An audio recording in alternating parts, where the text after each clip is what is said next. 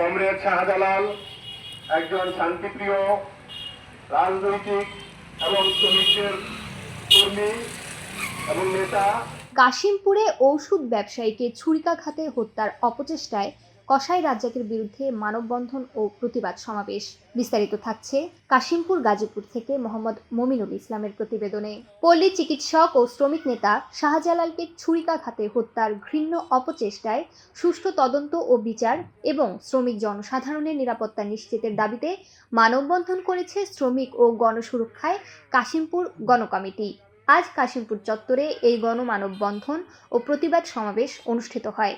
বক্তব্য প্রদানকালে তারা বলেন, 3 দিন আইসিইউতে থাকার পরে এবং সে উন্নত চিকিৎসা নেওয়ার মাধ্যমে এখন আপাতত শঙ্কামুক্ত আছে।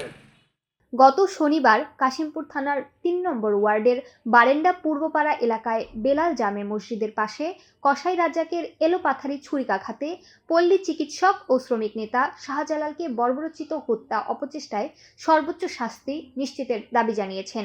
সেই সাথে এই ধরনের ঘৃণ্য কাজে জড়িতদের আইনের আওতায় আনতে হবে বলে দাবি জানিয়েছেন কাশিমপুর গণকমিটি।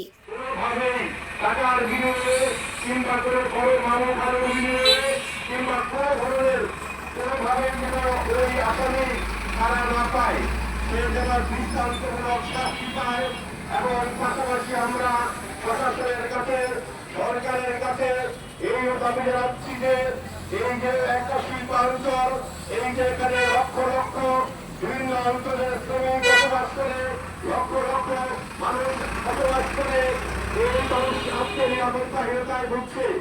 আমরা সরকারের কাছেও দাবি জানাচ্ছি যে এই অঞ্চলের সাধারণ মানুষের নিরাপত্তা নিশ্চিত করার জন্য এইরকম খুনি রাজ্জাক, কসাই রাজ্জাক সহ আরো যারা মানুষের হুমকি হয়ে আছেন, মানুষের স্বাভাবিক জীবনযাপনে যারা হুমকি, মানুষের দৈনন্দিন কর্মকাণ্ডে যারা হুমকি, মানুষের ব্যবসা বাণিজ্য পরিচালনা করতে যারা হুমকি, মানুষের জীবন চলার পথে যারা হুমকি, সেই সমস্ত ওই রাজ্জাক কসাইদেরকে ওই আইনের আওতায় এনে দৃষ্টান্তমূলক শাস্তির ব্যবস্থা করবেন। আমরা কাশিমপুরের এই যে শ্রমিক ও গণরক্ষায় কাশিমপুর দাঁড়িয়েছি, আমরা আজকে এখানে সংখ্যায় কত করে এসে দাঁড়িয়েছি সেইটা বড় কথা নয়।